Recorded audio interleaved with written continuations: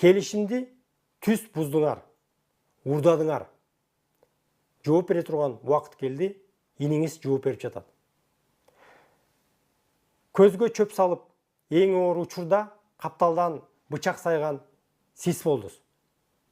2020 жылы Бабанов өмүрөк токтош айныды, ага чейин 5 жыл сонун иштегенбиз деп айтып жатасыз. 2016-2019 жылы Өмүрөк Бабанов саясатта оор учурда болду. Биз ойлодук, ооба саясаттын таасири силердин биздин бизнеске таасир этип калбасын деп.